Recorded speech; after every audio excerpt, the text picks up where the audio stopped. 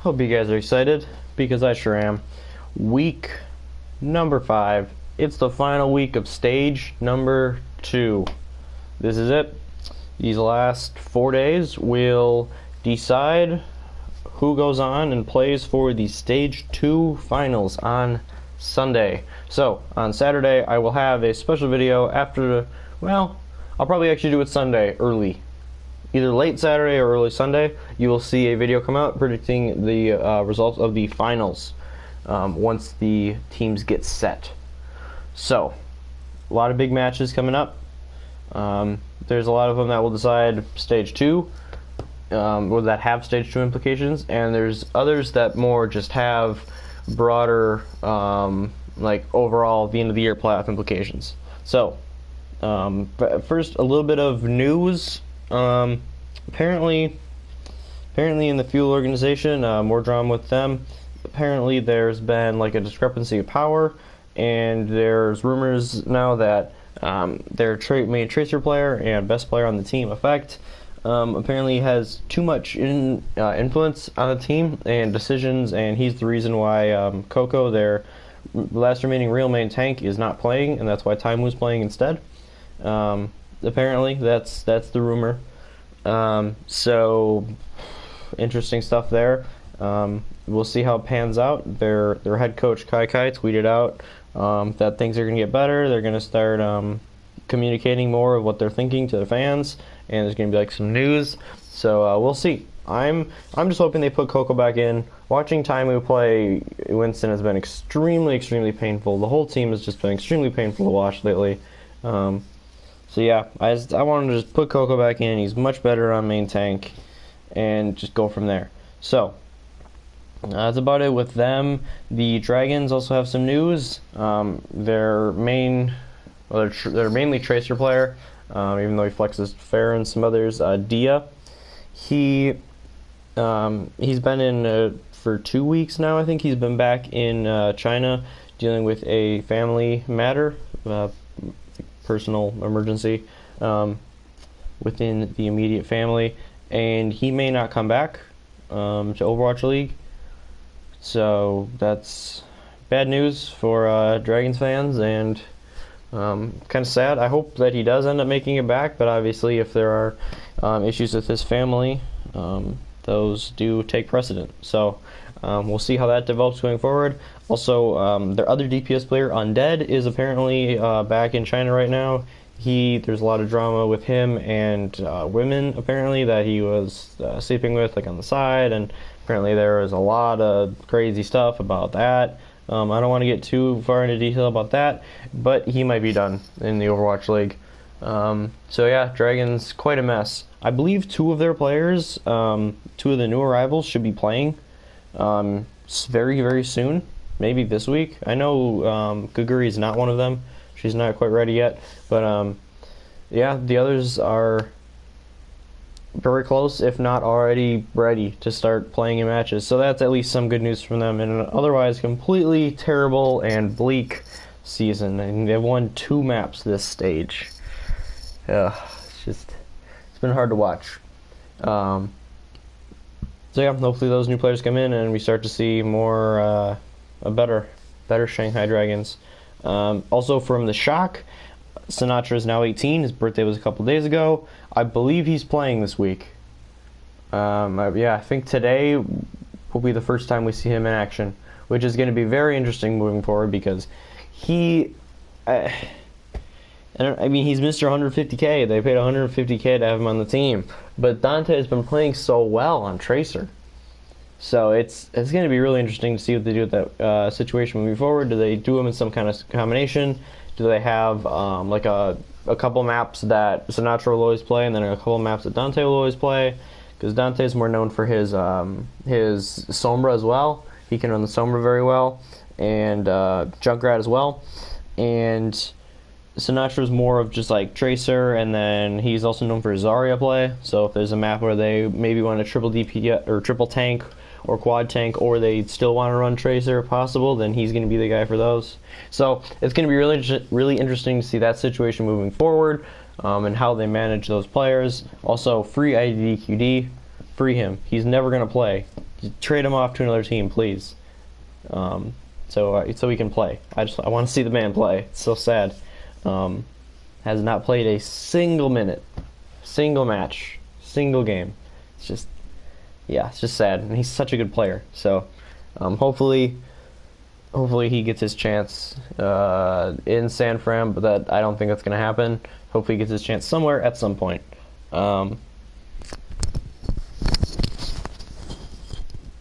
Moving forward, I think that's about all the major news that I can think of off the top of my head, like any players coming in or anything like that. So without further ado, we'll talk about the teams that still have a chance. It's pretty much a three-man race between the Gladiators, the Dynasty, and the Fusion. If you look at the standings, the Gladiators Dynasty are 6-2, and the Philadelphia Fusion are 5-3. The Gladiators have a advantage in map differential. They have they're plus 12, and the Fusion and the Dynasty are both plus 9. So the Gladiators have won 22 maps overall this stage. Dynasty and Fusion have both won 21. So it's going to be very interesting to see how those three teams shake out.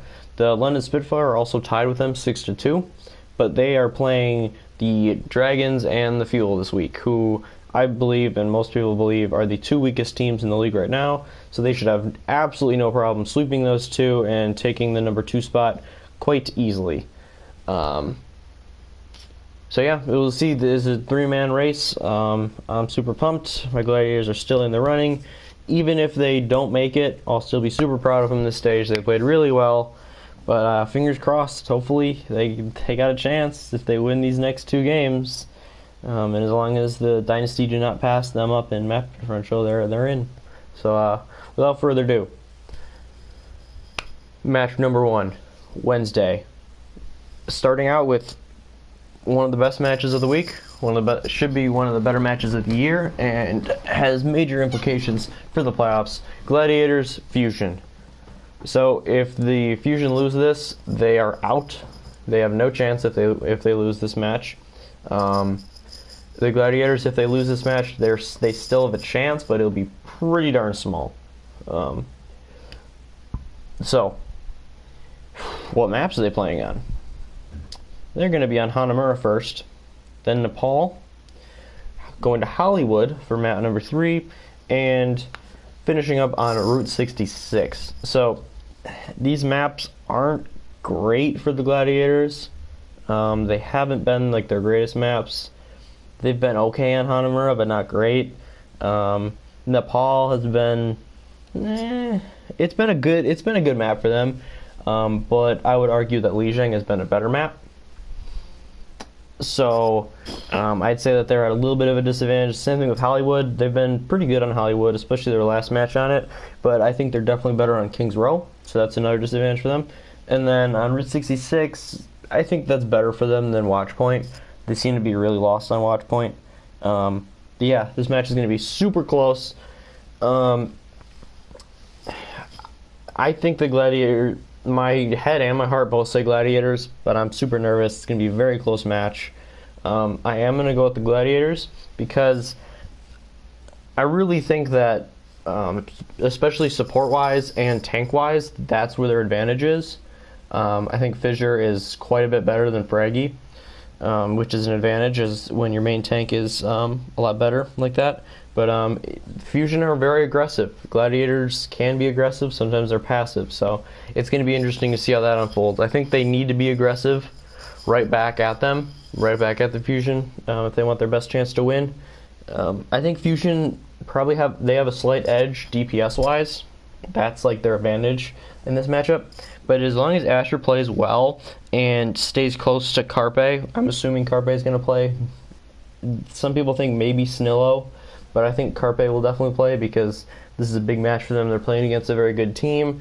They need their big guns in, which is Carpe. And then I think EQO will be in on Genji, but maybe there will be a Shadowburn sighting. I don't know.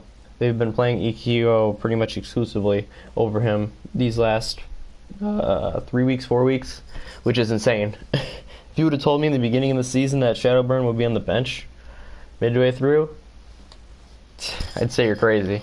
So It's going to be very interesting to see how that situation develops. They have very, very deep DPS pool for the Fusion. So as long as the Gladiators DPS can kind of rein in on Philadelphia's, I think that our tank play and support play will give us the edge. Hanamura, the Fusion have been shaky sometimes on maps like this, so I think it'll be very close. But the Gladiators will take map 1. I think we'll take map 2 as well. Nepal's kind of one that we need to win. That's our best game mode. Map 3, I think that one favors the Fusion a bit more. I think they'll take that, and then game 4 will be very close, back and forth. I'll give it to the Fusion though, and then I think the Gladiators once again beat them on Ilios to take the 3-2 win. Hopefully they can win 3-1 because that'll help their map differential, or maybe even 4-0 because they really need that map differential as well to give them to keep that advantage over Seoul. But yeah, I think this match will be very close, back and forth, 3-2 Gladiators. Yeah, I almost think that's your matchup to watch for this week if you got to watch one game. Second, we got the Florida Mayhem versus the San Fran Shock. This game should actually be very interesting. I actually like the Mayhem in this one. I'm giving them the edge, mostly because if the Shock do play with Sinatra in, it's going to take a little bit to get used to having him out there on stage. I think they've had the same. San Fran has had the exact same lineup in every single game this season, so they're very, very used to playing with each other. So I think introducing Sinatra could throw off their synergy a little bit. And the Mayhem are playing really well. If Logix keeps playing the way that he has been, I think they're in good shape to win this match. And I think very soon in the standings, Florida will pass up Dallas. I think it's coming. But yeah, the Shock have looked real good lately, so I would not be surprised if they won this. But the Mayhem have looked really good on Volskaya. I think they take the first game. I think Shock will take game 2, and then the Mayhem will bring it back and win 3 and 4 to take this series 3-1. But it should be very close. It should be a fun one to watch. Both the teams' records are not good, but this is definitely a good match between two teams that are improving at a pretty rapid pace. So that's another good one to tune into. My last matchup of the day: Shanghai Dragons versus Houston Outlaws. This is exactly what the doctor ordered for Houston. They're like, man, you guys are really struggling lately. Here's the Dragons. So I don't think this one is close. I think the Outlaws win easily. The Dragons are such a mess. They're down both of their DPSs apparently now. Especially their main tank play. It's been rough. It's just like their Winston, Roshan, it just seems like he dies the first every fight. It's like Taimu level, just like not being coordinated with the team, not playing with his diva, not playing with his supports, diving when he's not supposed to, just dying all the time. I think the Outlaws, we've talked about their issues, their lack of tracer play. I don't think any of that's an issue this game. I think they take it a clean 4-0, and maybe they start to get a little bit of their confidence back. And they'll actually need their confidence because the match after that, they're playing the Seoul Dynasty. So, I go back and forth with this one. These two teams played very close. In Stage 1, the Dynasty did win in 5. So it was a very good match. Both these teams are kind of in a rut. I'd say the Outlaws are definitely in a bigger rut. But the Dynasty, I mean, if they lose a matchup here, they're probably, I mean, they could lose one and win one and still make it if the Gladiators lose one. But they really need to win. Like, they need these wins. And I think that because they didn't make the playoffs last stage, if they don't make the playoffs in 2 stages in a row, people are really going to start talking about their inability to beat the top teams. So I think that the Dynasty do win this one. But this one could be very close. I mean, they're playing on Watch Point, which is a strong map for Outlaws. They're playing on Kings Row, which is usually a very strong map for the Outlaws. So, we'll see. This could go either way. But I'm going to say the Dynasty win 3-1. Barely. Like, I think all the maps that they win will be close. Moving on to the next match. New York Excelsior are visiting the Dallas Fuel. They're playing on Hanamura, Lijiang Tower, Hollywood, And then Watchpoint Gibraltar. Not much to say about this one. I think it's a 4-0 clean sweep for the Excelsior. Only thing I want to see out of this one for the Fuel is I want to, whenever like they show us their comms, I want to hear more communication, because their communication's been horrible. And I want to see Coco in on main tank instead of Taimu. That's all I want to see of this matchup from them. For the Excelsior, you're going to win this game easily. Let's see Big Boss. Come on. Put Pine back in. He hasn't played in forever. We wanna see Big Boss on that McCree and on that Widow. So that's all I want from that matchup. Pretty easy 4-0. And then the final match of Thursday, the San Fran Shock playing their second match of the stage, or of the week. This is their last match of the stage. Same thing for Houston, a couple of maps earlier. This one is very interesting because honestly, I think the Shock are playing a little better than the Uprising right now. In the overall standings, the Uprising are 10-8 and the Shock are 6-12. So you'd think, oh, it's not that close. I think Uprising should definitely take this one home. But they're playing on Hanamura, Nepal, Hollywood, and then Route 66. Seems like that's pretty much the same maps for these first 2 days. But we'll see with the Shock. Like I said, how much they want to play and integrate Sinatra right away. But I actually like the Shock in this one. I think they're going to win. I think this could very well go to a Game 5 for a tiebreaker on Ilios. And in that, I like the Shock. I think they definitely would have an edge on Ilios. There's the Widowmaker map. I like Baby Bay on Widowmaker more than Dreamcasper or Striker. So I think that gives them an edge there. And yeah, I really like how the Shock have been playing. They seem to have really started to hit their stride. So I think they will win in a very tight matchup, 3-2. So there's my predictions for the first 2 days. After the first 2 days, we're going to have a lot more clear sense of the playoff picture. If the Gladiators win, obviously the Fusion will be out, and the last spot will be a competition between the Gladiators and the Dynasty. If the Dynasty lose to the Outlaws, they're in huge trouble. And yeah, it could be, if the Fusion beat the Gladiators and the Dynasty lost to the Outlaws, they'd all be 6-3, and that would make for a very interesting last couple days. But yeah, we'll just have to watch and find out. I'm super pumped for these matchups. Hope you are too. And I will see you to talk about the last couple days in the video on Friday.